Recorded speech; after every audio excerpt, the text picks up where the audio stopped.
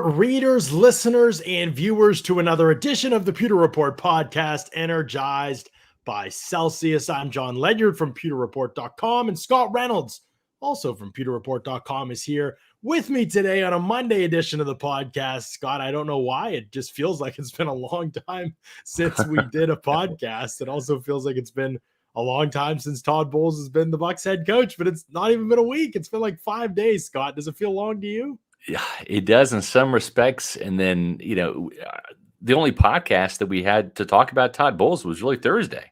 Yeah. And that's the news broke Wednesday night. We'd already done the podcast on Wednesday by then. So Thursday was the only time we've had to talk about Todd Bowles, the head coach. But today, John, we're going to be talking about the draft because it's April and it's sneaking up on us here. And so we're going to be talking about how Todd Bowles may affect the Bucs draft if he does at all. And some of those prospects that might be there for the Bucs at 27, and out of those prospects, which ones might the Bucs target? Yeah, for sure. We're going to start. We'll talk about two things. We'll talk about Tyrann Mathieu for sure is one thing we want to make sure we address at the top of the show, but potential interest in him for the Bucs. We'll also talk as we go through the draft today about each of the, as we go through, we're looking at options at number 27, basically. Right. That's what we're doing. Yep. And we're looking at those options going position by position through the class. So quarterback, when we get there, obviously we won't necessarily think Bucs are going to draft a quarterback at 27. So we'll move pretty quickly through that one. But then other positions where there might be multiple players, we'll kind of list those players. And I have my notepad here. And at the end, we will basically have the drafts, the Bucs likely draft board as it exists at number 27 based on all the options we see. There might be like 20 players. That's a good number to start with, but that's kind of what our hope and goal is for this podcast to kind of get John, to that point. Before we get going, though, we have to talk. We've talked about what happened Wednesday night with Todd Bowles becoming the head coach and Bruce Arians stepping down. On Thursday, during the afternoon podcast, we talked about what Todd Bowles had to say in his press conference and what Jason Light had to say and Bruce Arians had to say. But what I want to know is what Britt Ledyard had to say about Saturday night's Duke versus North Carolina game. That's really what I want to know. I mean, you're here, which is a good sign. You survived. It is a good sign. Yes. North Carolina won, so that's a Dookie. I survived. North Carolina won, so that's why I survived. I didn't have any. She's in a great mood. It's been a great weekend in terms of the relationship. No question about that. The night was actually pretty smooth. For people who don't know, Britt is a UNC fan. I'm a Duke fan when it comes to basketball. So we kind of cheer on to opposite sides of that. And then reading in the Final Four, it was pretty big day for our family. So we watched the game. Britt and I, the kids were in bed. We have two daughters. Right. The kids were in bed, and so we watched the game. It was pretty peaceful, honestly. A couple times she tried to talk some trash. And, it was a game for sure. And then at the end of the game, it was fun. It's just like let me just process and digest for a minute and send a few fire texts out to my friends. And then the only other part of it that really mattered was the next morning, my 5-year-old daughter, Kaylee, has really taken to Duke very quickly. She got a Duke shirt and she's taken them very quickly. And obviously she couldn't stay up late for the game, but she asked me who won in the morning. And I said, UNC won. And she cried for about 5 minutes, and she's not much of a crier. So she's quickly attaching herself to the Blue Devils, I think. But it was fun. Once it got her calmed down, it was definitely a fun matchup. Well, John, with the game tonight and me being a Kansas State Wildcat fan, you know that I'm going all in on the Tar Heels, and I expect you and everybody else out there in the Pewter people world to root against KU. If you are going to root for KU, please leave the chat right now. Please log off of the Pewter Report podcast. This is the only time I'll ever ask that. We want people to view the Pewter Report podcast, to listen, but not if you're a Kansas fan, and more importantly, to subscribe. But you're right, John. If you are a KU Jayhawk, and I almost threw up my mouth saying that, but if you are a fan of the fictional bird that there's no such thing as a Jayhawk. It's a fictional animal, which is ridiculous. But for any of you who want to subscribe to our Pewter Report TV YouTube channel, now would be the time, John. Why? Because we're almost at 8,000 subscribers.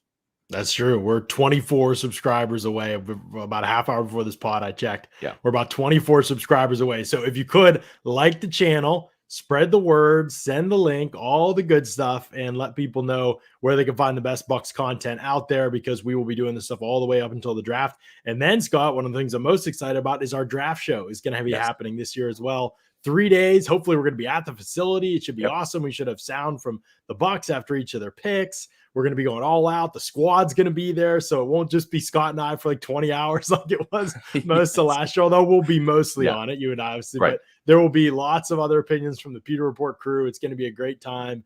So definitely make sure you're ready for that. It's going to be all 3 rounds of the draft. We'll probably go on early before the draft starts each day, but we'll be on for every pick of the draft, including day 3 of the draft. We'll break it all down.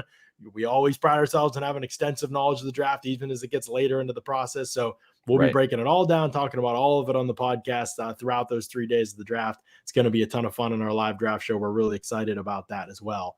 All right, there's a chance for the honey badger, Callie Buck says. Scott says no chance, right, Scott? I don't think so. Now, just to be clear, could he help the Buccaneers? Could Tyrann Mathieu help the Buccaneers? Of course he could. He's a versatile defensive back who's probably a better strong safety fit than Logan Ryan is. And he can also play in the slot. If you go back and look at exactly where Tyrann Mathieu played last year in Kansas City, he had 438 snaps in the box, 206 as a slot corner, 280 as a free safety. That's important because Todd Bowles likes to rotate those safeties. And sometimes you'll see Antoine Winfield down in the box, Jordan Whitehead playing free, and then you would also see the opposite of that. So that's one of the ways the Buccaneers like to disguise is with versatility. Tyrann Mathieu certainly could fit that. He also has played in Todd Bowles' system out there in Arizona. The Bucs, or I should say the Cardinals, drafted him. Jason Light was the guy doing the point work on all of the background check for Tyrann Mathieu. And people may not know this. I think pretty much a lot of people do by now, but Todd Bowles is Tyrann Mathieu's father-in-law. His stepdaughter married Tyrann Mathieu. So there's a family connection there, which makes things interesting. But John, where I don't really see the fit is financially. I mean, you look at the last contract that Mathieu signed, and he's 30 years old right now, but that he signed in Kansas City. I mean, he had a cap value of $19.7 million, and that came with a $14.55 million base salary last year, as Tyrann, or I should say, as Todd Bowles said in his address to the local media after his press conference. We asked him about Tyrann Mathieu. Actually, J.C. Allen from Pewter Report did. And he laughed and said, we can't even afford Ndamukong Suh right now. We probably don't have enough for Tyrann Mathieu or something to that effect. But he was kind of putting the priority and the emphasis on getting Suh back in the fold first. Yeah. It was interesting because then Bowles went on the radio on Friday, and he basically was like with Ronnie and T-Crass and our boys in the morning. And he was like, oh, yeah, we're not ruling out any options. Like, he's a great player that could definitely help us. It's like, that's a totally different tone. I mean, we know, but for fans, it's like, oh, this sounds hopeful. That's, he could easily dismiss it and didn't. So, I mean, that's why the fire stays up. But yeah, you and I have just kind of never really thought this was a process. The signing of Logan Ryan probably made it even less of a priority. So yeah, it just seemed very unusual the whole way that wasn't going to happen. And Mathieu has had reported interest, like calls or visits or Zooms or whatever it is. I don't know the extent of it, but actual concerted effort and interest from about 10 different teams that have been reported. Right. The Bucs have not been one of those teams. So it would be a very surprising thing. And again, if they hadn't made a move, maybe they do pop off there last minute once they clear some money and if something changes. But right now, I think their priorities are elsewhere. No reason to think Callie Buck still take a family discount at this point in his career. That'd have to be a steep family discount. I mean, he's not even 30. He's not even 30 yet. So he'll be 30 later this year. Correct. Yeah. Right. So he's not ready for that portion. Scott, we have a huge trade, by the way, that just happened. Go ahead, address this, and then we have a huge. I was going to say Stan Parrish passed away. Former, not just Kansas State coach, but also Marshall coach, Ball State, I believe he coached there. He was Tom Brady's quarterbacks coach at Michigan, and also was the Bucs quarterbacks coach in 2002 during the Super Bowl run under John Gruden. So Stan Parrish was the coach before Bill Snyder came to K-State. So I've got a little bit of connection there just with my Midwestern roots. But at the same time, he was here in Tampa Bay helping John Gruden Brad Johnson and the Buccaneers win their first Super Bowl. So condolences go out to the family and friends of Stan Parrish. Yeah, absolutely. No question about it. Okay. Huge trade, Scott, that is happening here. Very weird trade. The Eagles and the Saints are trading picks. The Eagles I don't think I've seen a pick like no players. This is only draft picks have been exchanged. No players. Very weird. The Eagles are receiving the 18th pick in this year's draft, which was the Saints pick. Yeah. The Saints are receiving the 16th and the 19th pick. So the Saints basically added a first round pick at number 19. They were at 16 already, I believe. Is that right? They were at 16? I believe they were at 19. Or maybe they were at 8. No, I have it right now. I'm working on it. They were at 18. Okay, they were at 18. Okay, yeah, they switched spots. They moved up one spot and then added the 16th pick, basically. Gotcha. So they move up a spot and add the 16th pick. So the Eagles give those up. Then the Eagles get back, and the Saints got a 6th rounder, number 194. Right. Then the Saints, then the Eagles have the 18th pick now. Yes. And they had what? They had 18 and they had 15 too, right? 15. So they have 15 and 18 now. The Saints have 16 and 19. Then the Eagles also got the 101st pick in the draft, 3rd round pick, late 3rd rounder. Right. Like a comp 3rd rounder. That's a comp pick there. And then the 237th pick in the 7th round. And they got a 2023 first and a 2024 second from the Saints. So the Saints gave up their 2023 first in order to add another first round pick in this year's draft and move up one spot essentially from 18 to 19 back one spot. Excuse me. You know what? Yeah, they were at 18. They moved back to 19. So they moved back one spot and then added the 16th pick in the draft. So I don't know what the play is here. Maybe a wide out in Charles Cross. That could be. I'm working on my mock right now, which is coming out tomorrow morning. And I just did the 16th, 17th, and 18th picks. And this happened, Scott. Unbelievable. Yeah. Well, the interesting thing about this particular trade is you've got to keep in mind that Dennis Allen's a first-year coach with the Saints, right? And in the NFL, it's what have you done for me lately, right? It is a win-now business. We have seen coaches get fired after 1 year. We have seen coaches get fired after 2 years.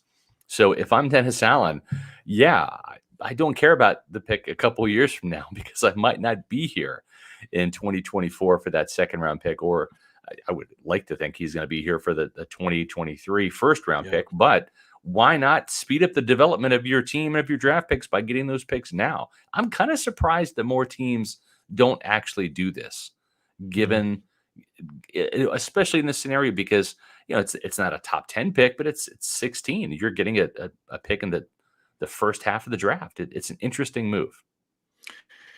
It is an interesting move.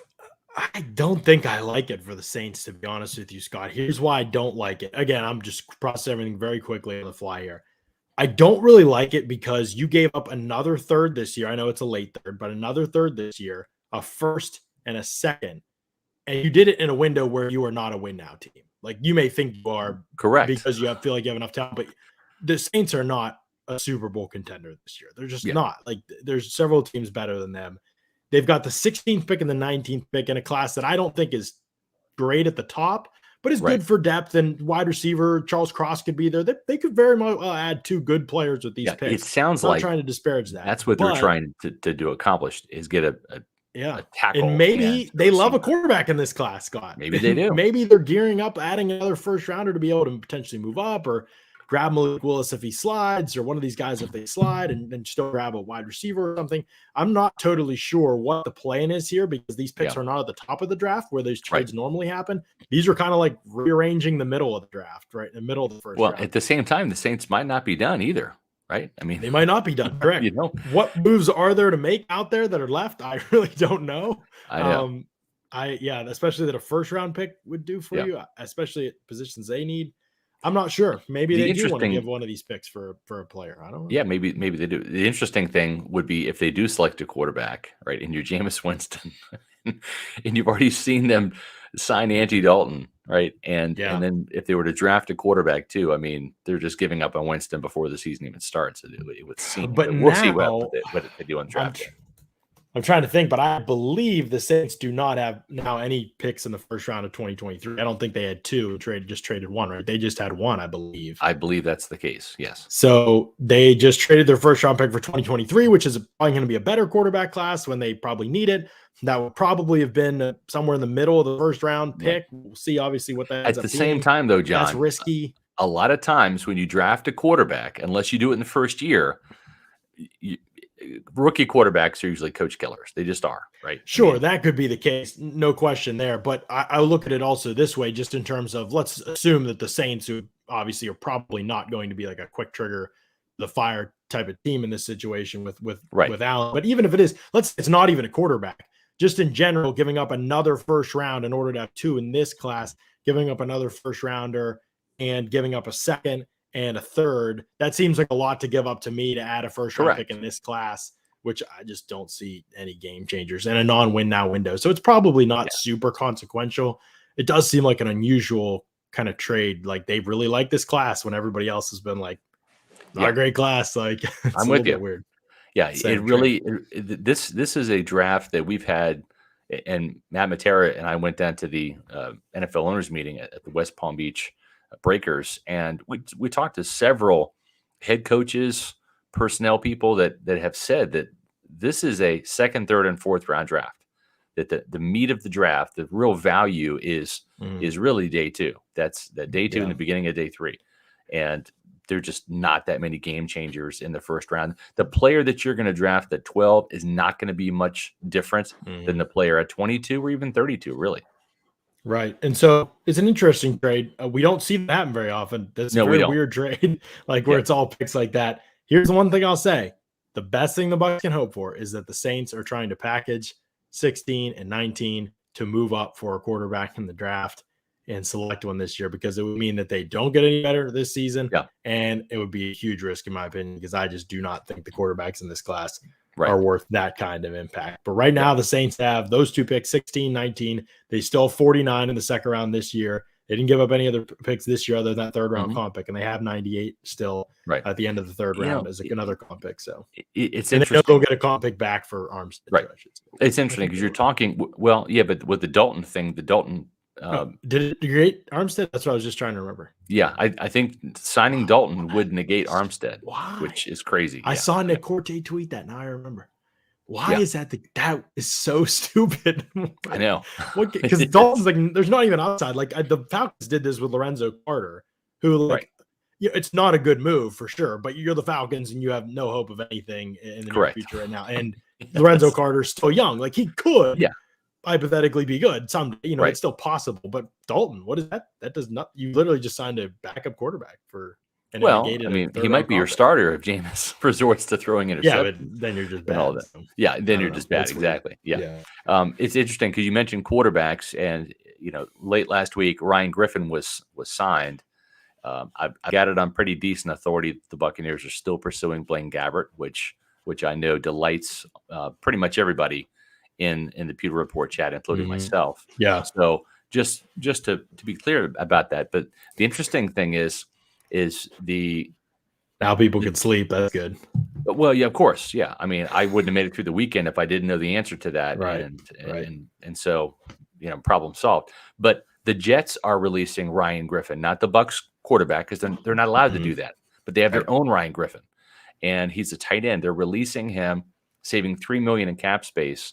He's a 9-year veteran, 70 catches for 667 yards and 7 touchdowns in his 3 seasons with the Jets. And it would be interesting if the Buccaneers signed him, because then they would have 2 Ryan Griffins, 2 Griffs. And the Jets might have seen this coming, and because they have their own Michael Carters. They have 2 Michael Carters. They actually drafted 2 Michael Carters, both Michael Carters in the draft class of last year. Right. Yeah, I don't know. We'll see.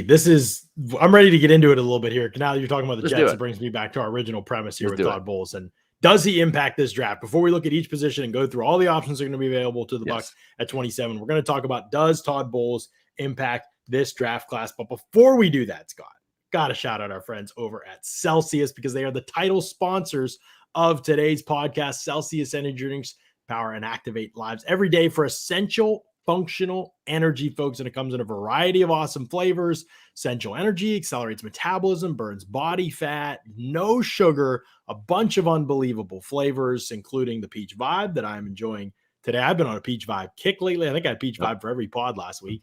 Probably will this I'm week as vibing well, too, perhaps. John. I've got the tropical vibe is what I There you go. drank today. That's another top flavor for sure. You can check out all these awesome flavors at Celsius.com. Use the store locator, find out where they sell them near you, or click on the banner ads at PeterReport.com and do the Amazon subscribe and save option. Get them coming to you with regularity as well. Great stuff from our friends over at Celsius.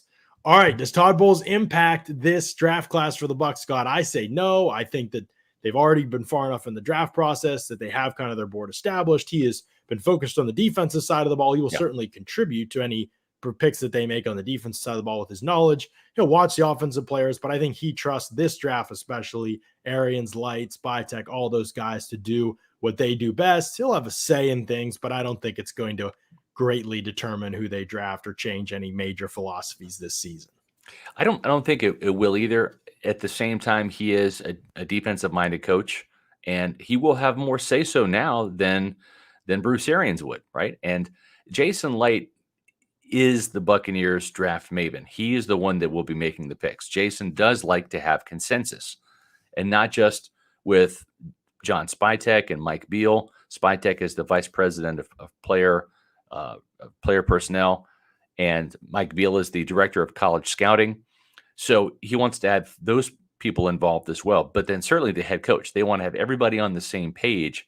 And so even if they draft, say, a wide receiver, it's going to have Todd Bowles' stamp of approval. And that's one thing that Bruce Arians will be doing alongside Jason Light and Mike Beal, is getting Todd Bowles up to speed on some of these offensive players. We do think this has the possibility of being a defensive-minded draft. And why not? There's still a couple of holes right now. There's a pretty decent chance that they re-sign Ndamukong Suh, that they definitely need another defensive tackle. A veteran, certainly like Suh, would certainly help out. He's had 6 sacks the last 2 years. He's instrumental in stopping the run. And this is just not a great class of defensive tackles. We'll talk about some of those guys that could be there at 27 for the Buccaneers. But there's another player, too, that we've talked about, and that's Lewis Cine, the safety from Georgia, who was in our last Pewter Report 7-round mock draft, which came out about 10 days ago. And we'll have a new Pewter Report mock draft, our 4th one, later this week. But that could be a player right there, or a position like defensive tackle, where Todd Bowles gets the chance as a head coach to stand up on the table and say, yes, let's get this guy. So right. I think that by the fact he's a head coach, he's going to have more say-so. But is it going to fundamentally alter the Bucs' plans of the draft? I don't think so. Right. I think they're kind of all on the same page, probably. When a roster's this kind of structured already as it is, right, it's pretty easy for everybody, I think, to get on the same page. We have good players at this position, this position, this position. Yeah. We probably don't have any crying needs. We're going to look at who the best players available are. You know, I think that generally speaking, they'll probably be like, oh, we both like this player. 27, it's not like at the top of the draft where there's like 3 elite players and you have to all decide which one you like the most. It was probably a lot harder in the Devin White class. This class, I just really feel like they're probably going to be a consensus at 27. And Bowles isn't going to feel strongly enough, most likely, in my opinion, in this class. He's not going to feel strong enough to want to like push back or overrule anyone in the class. But that's just my opinion. We won't know because we're not necessarily inside the war room, but it is worth just mentioning there. All right, Scott, let's we're going to go through each position kind of and talk about how these players kind of stack up, and then we'll kind of get to your questions on each position if you guys have them. I see a question on Gronk in there. We'll get to that in a second, William, when we get to tight end. But let's just start with quarterback. These are just options at number 27 overall, looking just at first-round possibilities for the Bucs. We're trying to narrow down the board of not what we want to do necessarily, but what we think the team will do at number 27. We don't think they'll draft a quarterback, Scott. Correct. But if they do, we both kind of believe that it would be Cincinnati's Desmond Ridder if we had to pick one. Yes, he just fits what the Buccaneers like to do, which is throw the ball down the field. It's a vertical-based attack. He's got production as a 4-year starter. He's got enough size to be in the pocket, but he does have some escapability and mobility. And he's an accurate quarterback. So I agree with you. I look at some of these other quarterbacks, the Sam Howells, I think Kenny Pickett will not be in play. I think he'll probably go to Carolina in the top 10. Let's hope. Yeah, right. Malik Willis, I just don't see him being a scheme fit. He does have a strong arm, but he is not accurate downfield. And so I believe that if they're going to draft a quarterback, and the only argument you could make for that would be just to hedge your bets, right? You know that Tom Brady is more than likely playing his last season at Tampa Bay. You will have Kyle Trask, maybe Blaine Gabbert in the mix next year. If you want to hedge your bets against one or both of those players and put another young guy in the mix and say between Desmond Ridder and Kyle Trask and Blaine Gabbert, one of those three is going to be the guy post Brady, then maybe that's the argument for that. But it seems like for 2 years in a row, it would be a wasted pick, a wasted premium pick on a quarterback position that's just not going to see the field this year with Tom Brady. Yeah, we don't need to spend a ton of time on quarterback. I barely even watched quarterbacks in this class, and I probably won't honestly watch much. It just takes too much time in film study for a position that you and I just don't think they're going to take at 27 at least. Running back in this class, again, some running backs we like. We get to doing second, third, fourth round analysis, fifth. You get later in the class. Maybe we're talking about running backs for the Bucs, maybe not. But in the first round, we can pretty quickly agree. I think that this would be shocking to see them take a running back, especially with Leonard Fournette coming back. He is going to be the starter. Have it on strong authority. The Buccaneers loved Jonathan Taylor. Coming out of Wisconsin, right? They did not spend their first round pick on him, and they took Wirfs. They picked Wirfs. I mean, that was a no brainer. Right. And the thing is you look at the second round, and maybe that's where Jason Light has entertained that notion before with Ronald Jones, although there were 3 second-round picks the year that Jones was drafted. So I just don't see them drafting a running back in the first round this year, even if it's Breece Hall or whoever. I'm sure there won't be any running backs taken before 27. But with Leonard Fournette in the fold, I don't think it makes much sense. Yeah, agreed. It's not going to happen. Wide receiver, though, however, we talked about this already a lot last week, so people can go back and listen to that podcast. I believe it was Wednesday last week. We talked a ton about the wide receivers in this class and which ones we think fit the Bucs the best. We are going to try and narrow that focus down a little bit, although we mentioned a bunch of names and we went in depth on that pod. We won't go in depth today because we're going to spend more time on some of these other positions, and we already did this one. So let's just say do you think it's fair, Scott? Let's assume that Drake London and Garrett Wilson are off the board. Can we assume that? Yes. Okay, let's assume those two are off the board. We would put Treylon Burks on this board for sure for the Bucs, correct? Yeah, and there's been a lot of talk that maybe Dallas it would be in the mix there. You always have to factor in Jerry Jones. In fact, he's an Arkansas Razorback alum, played at Arkansas in college. And they need a wideout. They need a wideout, and he certainly seems like that would be a Dak Prescott kind of guy. So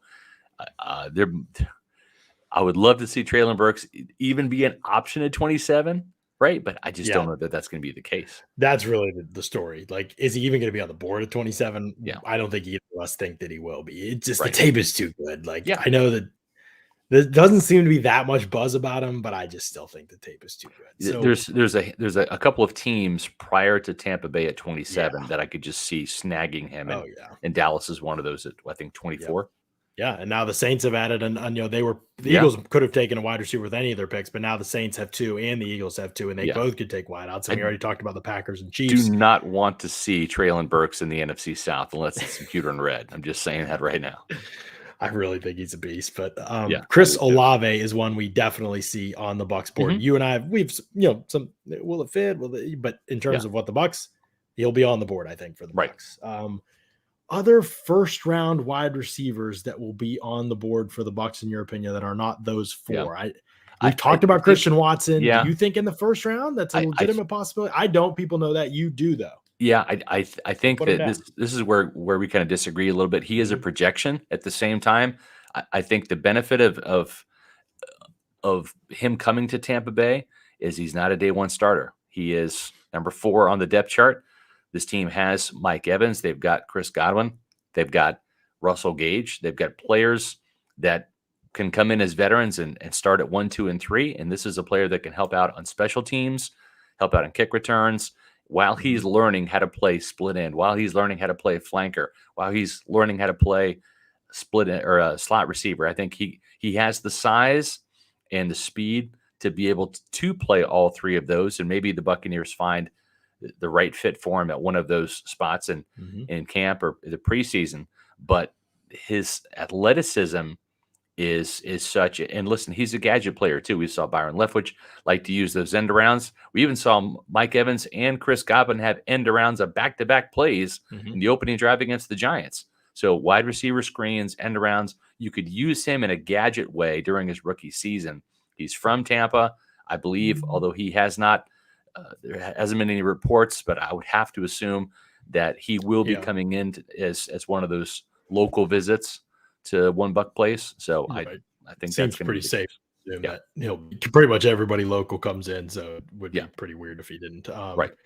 Yeah. So, okay. So I really don't think Christian Watson's going to be a first round pick. I've kind of gone over it on Wednesday, so people can go back and listen. I think it's a cerebral position. I think his traits are great, and the Bucs would probably love to draft him. I just don't think they'll consider it at 27. So we kind of disagree on that one. We'll put him on the board though, because you think he will be there. Right. So we have wide receivers on a board, but we have serious doubts about, well, at least I have a doubt that they'll consider Watson there. We both doubt the Burks will be there. Olave could be a sweet spot, but also he could be gone too. So wide receiver, but some question about who's going to be available maybe at wide receiver. Any other wideouts you want to put in that? I mean, Jameson Williams is the one we haven't talked about.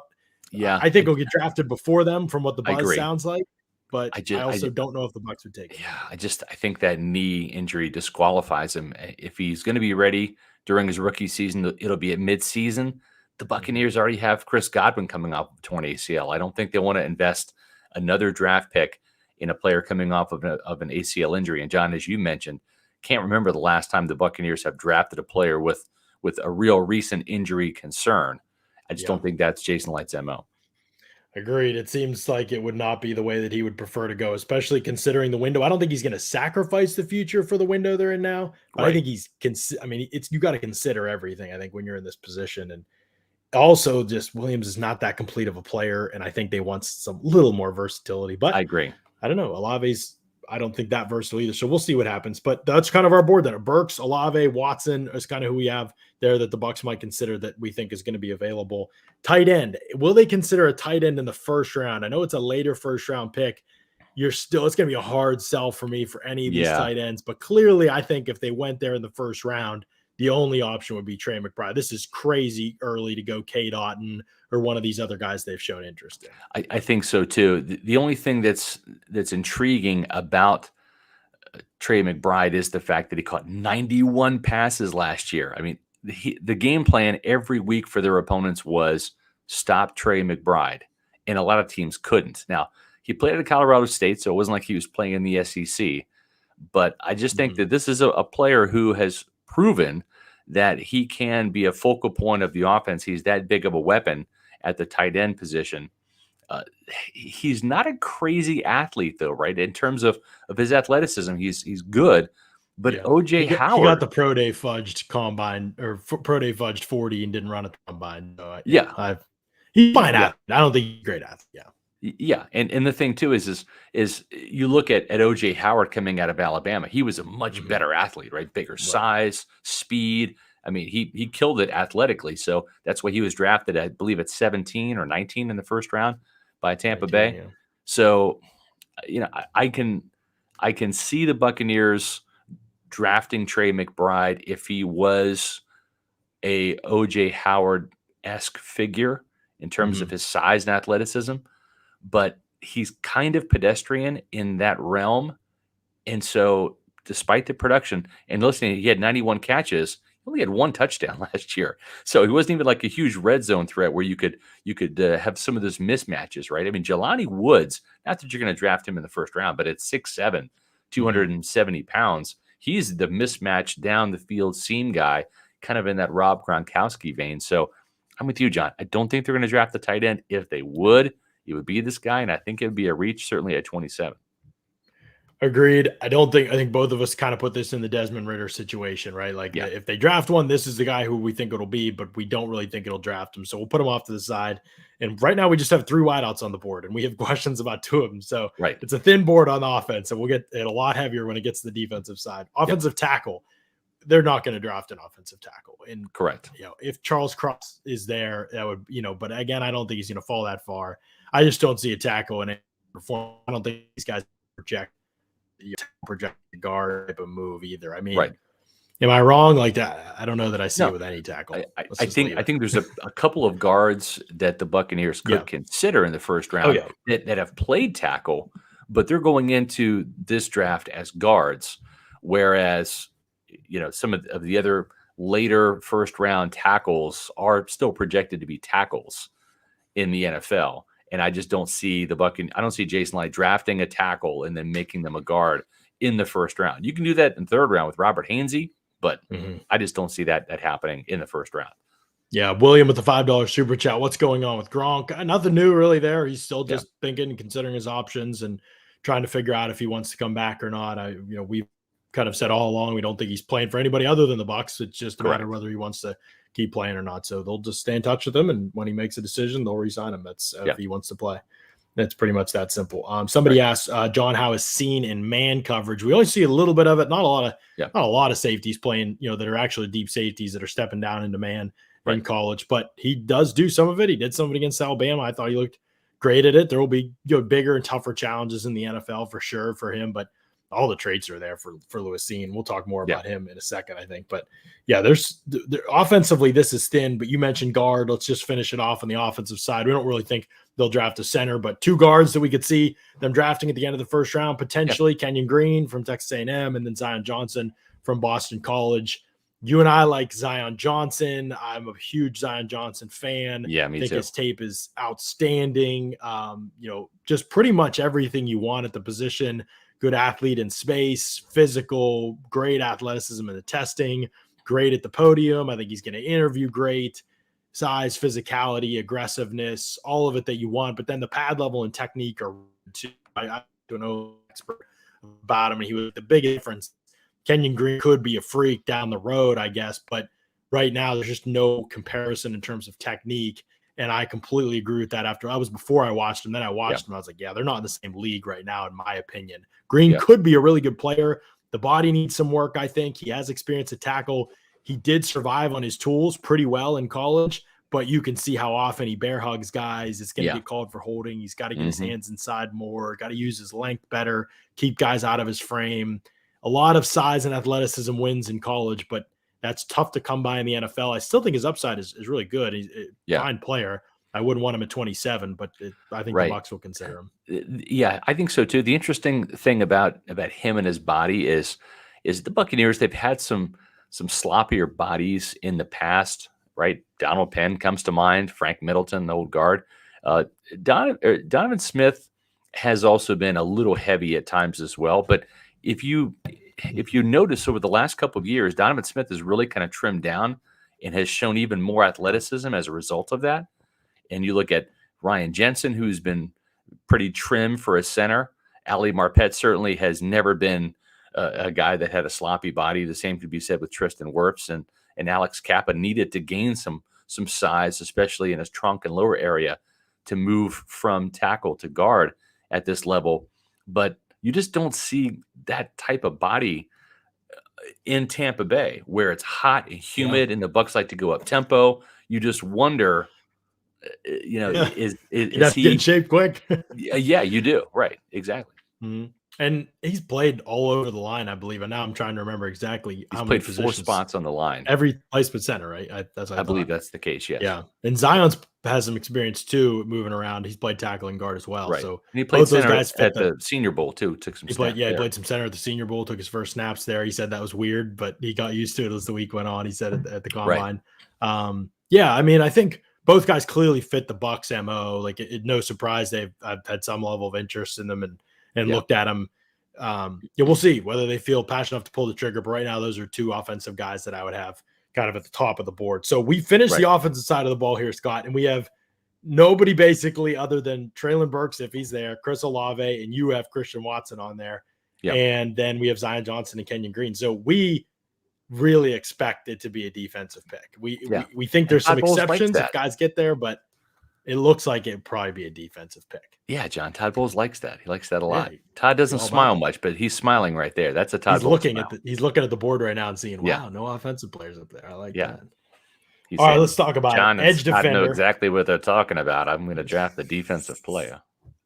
I realized that on Thursday we were going to get a lot of Todd Bowles impersonations on the pod now that he's the head coach, even more than we did before. Edge defenders in this class that the Bucs could consider. I don't know that they'll go for a true just edge defender, but there could be some hybrid types that interest them. Probably only one that I see at 27. I don't know if I would say it's a strong fit, but boy, Mafe from Minnesota. Maybe Scott. He's ability to kick inside, rush off the edge, super explosive, great athlete, character checks the box. They've obviously drafted from Minnesota before. Yep. I do like to look at that because I think it shows schools that the GM has a level of comfortability with what he's heard about these players from the people there. Yes, exactly. So I do think some of those things matter. I obviously, just to go through the edges real quick, don't think Thibodeau will be there or Hutchinson. Jermaine Johnson, I guess there's an outside shot, but I don't really think he's going to be there. Because he's in, I don't think we consider it now at this point. Plus, I don't know that the fit will be there anyway. Trayvon Walker will be gone. We don't see George Karlaftis as a fit for them. I don't think Ebikite in the first round, at least. So I think that narrows the group pretty considerably to just Mafe. I don't know that I see another edge fit unless you disagree. I agree wholeheartedly with you. And in the case for Mafe, if they do go that route, it goes back to what Bruce Arians said. He's not the coach anymore, but trust me, Todd Bowles probably put this in his ear. They want it to have a quicker, explosive nickel rush package, right? And last year with Jason Pierre-Paul's shoulder injury, that really hampered them because Jason Pierre-Paul was that guy that kicked inside in 2018, 2019 to get that interior rush going. And or I should say, Joe Tryon-Shoyinka, their first round pick last year, had to do that and be that guy. In a lot of ways, Boye Mafe is not a carbon copy of Joe Tryon-Shoyinka, but he's kind of close in the fact that he's 6'5", 265 pounds, can play inside. His body looks different, but did Tryon-Shoyinka, what did he come in at weight-wise? 265. 265. Wow. I mean, Tryon just looks so much. He's taller, Tryon, I'm sure, right? 6'5" to 6'3". Is that the difference? I think so. Yeah. He just seems so much longer and thinner to me than Mafe. Mafe's thick. Like he is. But he's got that Energizer Bunny style play that JTS has. Yeah. So there's a little bit of carbon copy there that you can kind of say, hey, having another JTS is not necessarily a bad thing, especially with nickel rush packages, because we could have Vita Vea in there pushing the center with Mafe inside or JTS inside of Mafe on the outside, opposite Shaq Barrett. Or you go Ndamukong Suh inside a defensive tackle instead of Vita Vea, along with those three pass rushers. And that really helps get some quickness and the ability to get to the quarterback a little faster in nickel rush. So you could be getting a versatile player there. Remember, if they don't re-sign Jason Pierre-Paul, which we don't think that they're going to, now all of a sudden Cam Gill is your number 4 outside linebacker, and he really is just a DPR, designated pass rusher, and he brings special teams value. But that's it. And Anthony Nelson, who came on last year, especially late, is your number 3, but he's in a contract year. So and it's just a better defensive class, right? And it's a better defensive class than it is offensive class. I don't think that that's really much of a hot take. I mean, at this point, so they could look at these edge rushers, but it seems like some of them are going to be gone. Somebody will fall through the cracks. We're just trying to go best off what we know now, and obviously if a Jermaine Johnson falls, there won't be any surprise on our part if the Bucs take him. We're just trying to make it as realistic as possible. Right now, we don't think that's going to happen. Defensive tackle, Scott. Yeah, and real quick, I haven't seen any questions about it. I haven't looked at all of the questions, but for those of you who might suspect or think the Bucs might trade up for a player like Jermaine Johnson or a player, I don't see that happening this year because they do have some holes they need to fill and build some depth. And it's important to have these rookie contracts for depth as you're paying all this money out to the likes of Ryan Jensen and Carlton Davis, et cetera, Chris Godwin. So this team's going to need some of these draft picks. Without a 5th and a 6th this year already due to trades, I just don't think they have the capital, John, to move up. And Jason Light has not been one to borrow from the future in terms of draft picks, like the Eagles and Saints are doing, and involved draft picks there. So I don't see them having the capital to move up this year in the first round or even to want to. Right. Yeah, it's a good question for sure. Vortex asked, John, how concerned about the tight end room would you be if Gronk retires, and what would you do to address it? at this point, there's not a lot they can do. They'll Yeah. draft one probably regardless. Maybe it's a higher priority then, but you try to get a free agent, maybe a Kyle Rudolph, somebody who you know can step in and play, even if they're not great. Just you know what they do, John? The standard. That's it. They go for wide receivers. That's, yeah, exactly. That's what they do. Like, you prioritize the firepower you have, and you get by with blockers. You play Cam Braid and Kyle Rudolph and somebody. That's you patchwork the room for a year. Like there's no draft somebody at some point, have them contribute. It's not the end of the world. It just obviously it'd be helpful to have him on, no question about that. But you got to do some work there, even if he comes back. They probably got to draft somebody, and there's a lot in this class. So not any stars, but chance to address it for sure. So that's how I'd see it. Yep. Good question here from Salty Buccaneer, $5 super chat. Salty, we appreciate this. Am I crazy to think of the right defensive tackle DB isn't there 27? We should trade 33 with Jacksonville or with any party. Let's he says Jacksonville. Yep. I don't think it's necessarily just limited to one. Like there's trading back is definitely a possibility, and we'll talk maybe more about that as we get to the end of this board, Scott, because people see there's not necessarily a ton of names, but defensive tackle. What do you think? Because I know we've talked about D tackle. I think there's two guys, right? I think that Devontae Wyatt would be certainly a fantastic fit because he is that quickier, twitchier pass rush type of player that Todd Bowles would love to have in his nickel package, and therefore not have to step up and try to manufacture a rush by kicking a defensive end inside all the time. This is a player too that can stuff the run, 305 pounds. So he's more of your classic 3 technique defensive tackle. The problem is, John, is he did have a great combine. He did play on that big name Georgia defense. He has a lot of buzz about him. He showed well at the Senior Bowl. I think there's some momentum for Devontae Wyatt that I just don't think that he's going to be there at 27, especially in this defensive tackle class that is kind of top heavy with 3 guys. And then there just is not much quantity there afterwards. So I think that makes it more of a premium to pick a guy like Devontae Wyatt prior to 27. So I just don't think he's going to be there.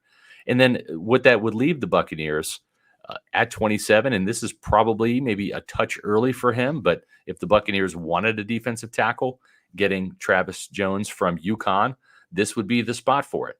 And this is a bigger guy, kind of in the mold of Sue. You're not going to get probably more than 6 sacks at any point in his career should Jones develop.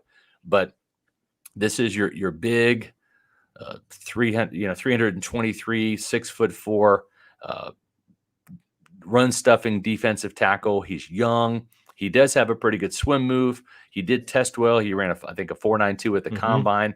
So this is not a run stuffing guy that can't move his feeder and block cement blocks, and he's just there to plug a gap. This guy can do some things. It's just he's young. He's got some upside. He's not going to come in and contend for a Pro Bowl in his first or second year. He's a developmental player. But if you can get Sue back and you do draft this guy, then you've got a pretty good rotation that maybe means that you don't re-sign Steve McClendon, or maybe you re-sign Steve McClendon and you have all those guys in camp, and probably McClendon might be a camp casualty. Yeah.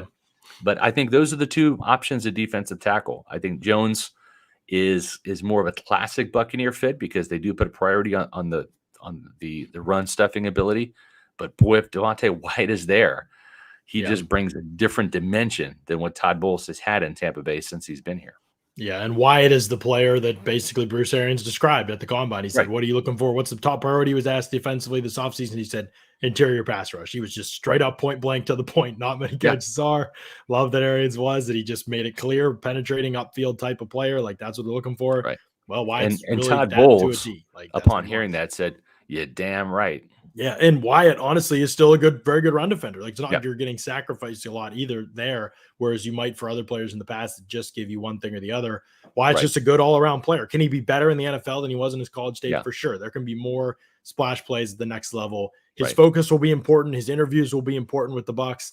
If that part, which I cannot see, I talked to him at the Combine and the Senior Bowl. He won the podium for sure at the Combine, was hilarious and charismatic. And he is just he's kind of like Nacho personality-wise, to be honest with you. He calls himself the Energizer Bunny. That's what he says. That's exactly what he was. Yeah. Right. His play style suggests that he is.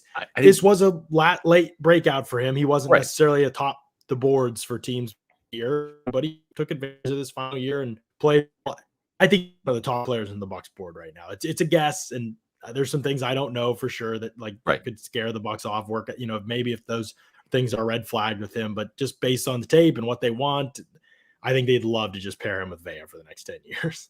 Yeah, there's no doubt. And we didn't mention Jordan Davis, and there's a reason why, because he kind of is too similar to Vita Vea, and he just is not a factor on third downs. Georgia didn't even use him in there.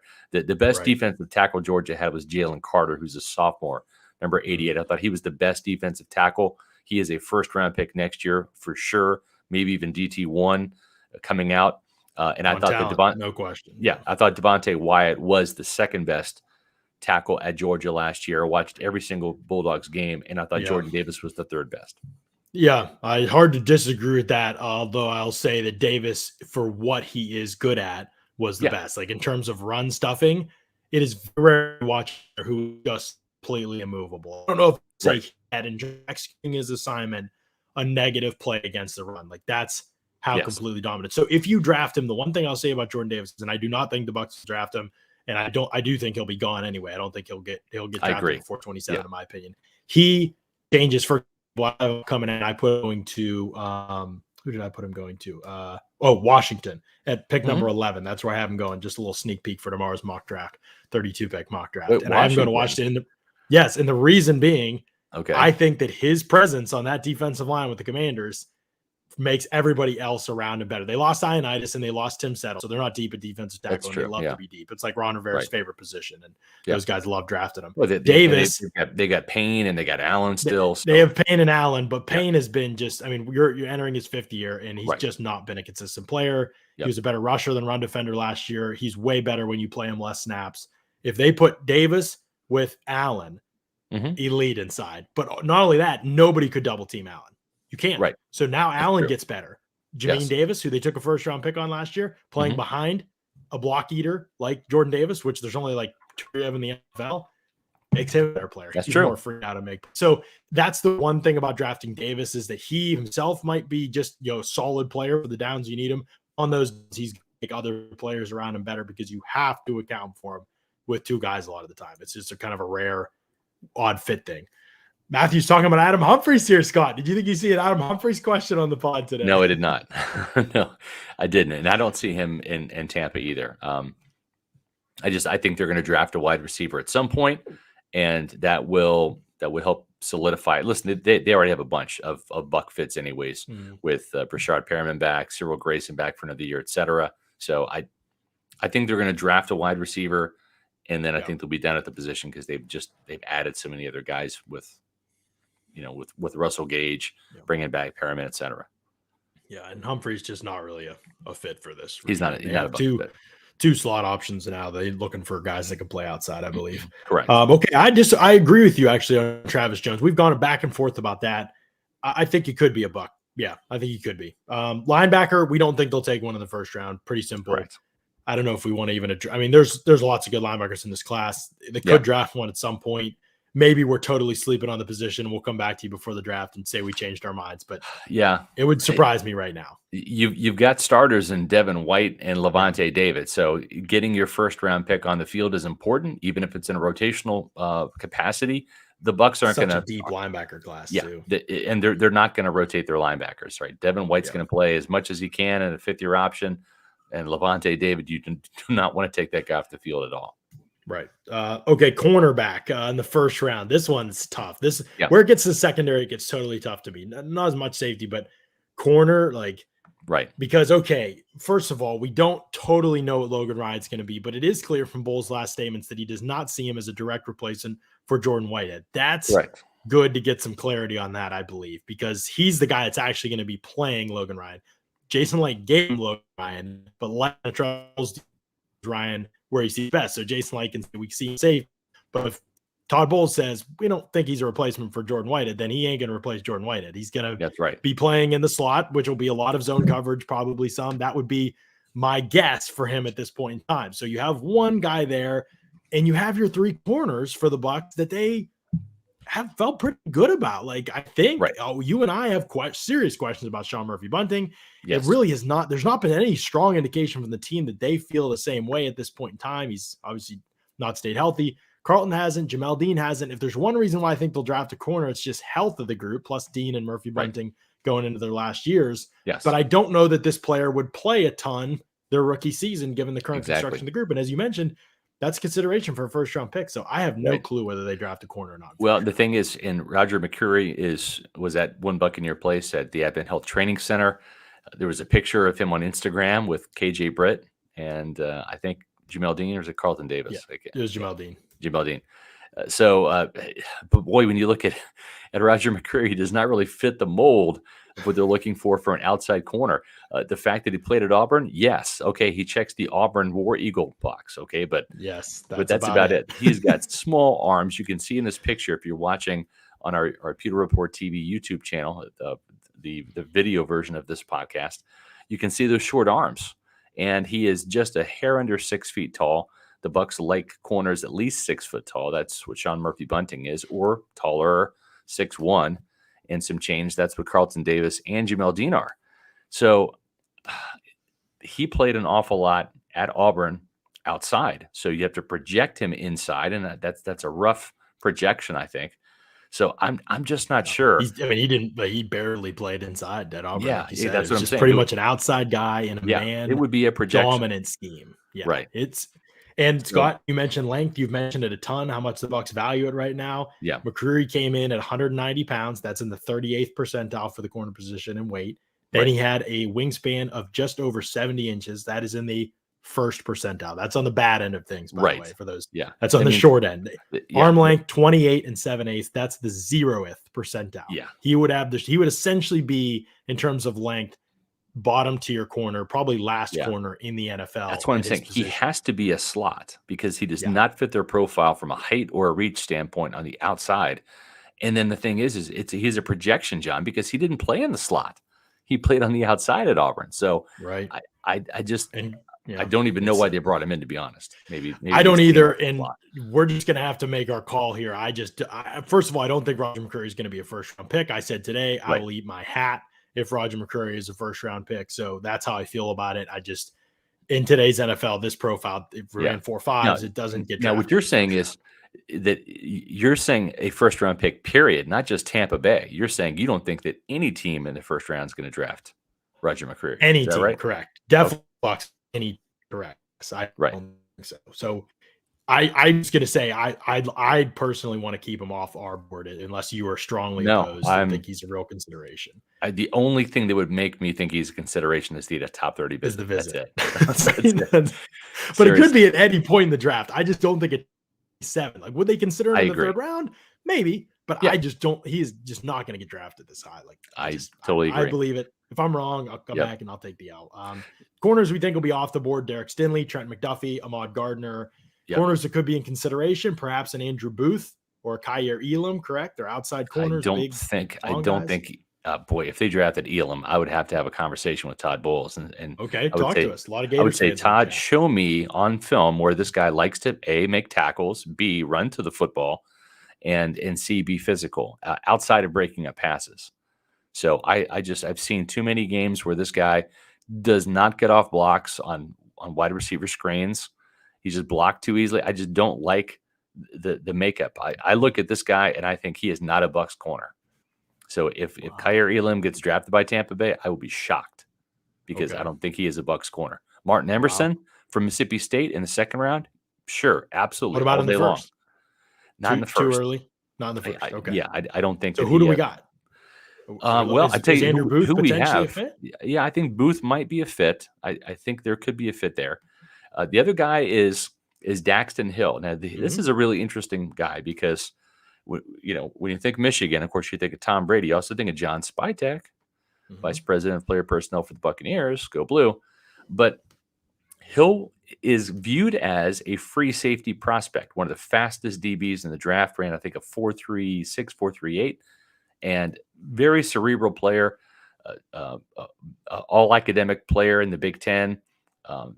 Just tremendous instincts, good, very good, but not great tackler, but great in coverage.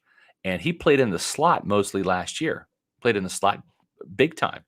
So it's interesting that when you look at a player like Dax Hill from Michigan, you could be getting a slot type cornerback, a player with the versatility to go in there and challenge Sean Murphy bunting, but also play free safety too. And I wouldn't be surprised, John, this year without Jordan Whitehead. I wouldn't be surprised if it's a situation where they have to move Antoine Winfield up to strong safety and look for a free safety. I wouldn't be surprised if that happens. Yeah, it wouldn't surprise me. Dax Hill's very interesting. You mentioned it. Really kind of a nickel in his college career, but he, you know, unlike a guy like Jalen Petrie, for example, he did play deep a little bit more. There's 100 reps of him, just over 100 playing deep in 2019 and 2020, and then 80 last year, and he played in the box 132. So there's enough to make you think maybe he's at least practiced at it. He kind of knows the position a little bit. Most of his reps, though, 580 reps in the slot this past season. Yeah. So he is mostly a slot corner. They play a lot of man coverage. You know, he good player. Bucs probably will like him. He's very active, gets stands on a lot. I mean, I don't know. We'll see, but we'll have him on the board for sure. Let's put him on the board. Let's put Booth on the board maybe for under consideration for now. And then I guess I'm trusting you on Kai Ehrling because I haven't scouted him yet. I've seen some of his coverage reps. That's about it so far. So let's put those guys on the board. I don't think we think necessarily that they're going corner, but in the first round, but there's some options there. Let's move over to safety. It's a different spot. Lewis Cine. Yes, sir. He's in there. Yeah. We had him in Jaquan Brisker as well, right? I think so. I was watching a lot of Brisker tape today, and one thing he's physical. He tackles so high. Yeah. So does Cine. Yeah, I know, but I like the speed that Cine has, and I just think that he just seems more like a Buccaneer fit. I'm not saying I would be upset if Brisker was the pick. Whoever gets picked at the safety position, whether it's Cine or Brisker or some guy later in the round, will have Todd Bowles' double thumbs of approval because Bowles was a safety. He values the safety position. Jason Light values the safety position. Look at drafting Justin Edwards in the second round back in 2017, drafting Antoine Winfield Jr. in the second round in 2020, and then Mike Edwards in the third round back in 2019. So I just think that wouldn't be surprised if the safety is the pick for the Buccaneers in the first round. I wouldn't be surprised if it's Lewis Cine. This guy was the MVP of the national championship game. I like him a lot. Yeah, really good player, no question about it. And honestly, if you're going to invest in a position, the Bucs have shown that they are willing to invest in the safety position, Scott, which bodes really well. And if you're going to invest your money, one place you want to make sure you do it is with our friends at Immuni Financial. At Immuni Financial, we help you live in the now. Congratulations. We're so happy for you. Thank you. And even though the now may feel very different, you still need to plan for the future. How's retirement treating you? Oh, just fantastic. I know I say it all the time, but you really got to come up to Colorado. Let's do it. All right. Yeah. We can help you develop that plan to keep you on track so you can still prepare for tomorrow, today. Immuni Financial. Plan ahead, stay ahead. Everybody, we have to get to Colorado. And listen, the way to do that is not just going through a travel agency, but saving money for that trip, right? And saving money for your retirement. Managing your family's wealth means more to Immuni Financial than simply allocating your assets. It means legacy planning, brokerage and advisory services, retirement accounts, college savings accounts, and insurance services. With 40 years of experience, let Immuni Financial help you plan ahead and stay ahead. Call Immuni Financial at 1-800-868-6864 or visit them on the web at immuni.com. All right, Scott. Way I counted, we got 12 players on the Bucs board. That's it for number 27. We don't have a ton. That's about right. That's probably about what it is. Probably about right. Yep. Traylon Burks, Chris Olave, Christian Watson, Zion Johnson, Kenyon Green at guard, Boy Mafe at edge, Devontae Wyatt, Travis Jones at defensive tackle, Andrew Booth and Dax Hill at corner, and Lewis Cine and Jaquan Brisker maybe at safety. And that's how we have it. And from that point, we'll be seeing us probably draft basically in that sphere, kind of in our first rounds when we're at the Bucs. That's a group right there of players that we feel Tampa Bay will be honing in on. And you know what, John? About half those players aren't going to be there, right, by 27. So out of those, some of them won't be, and probably one or two that we didn't think were going to be there will be. That's how the draft goes. So You get ready for the unexpected, no question about it. That narrows it down for you a little bit. It's all the time we have for this show. It will narrow down the first round options for you a little bit. We'll be back tomorrow. Looking forward to it, getting into more of the Bucs stuff. We're gearing up, talking a lot of draft. As always, subscribe to the Pewter Report TV YouTube channel. We appreciate you all jumping in and listening to another edition of the Pewter Report podcast. Out.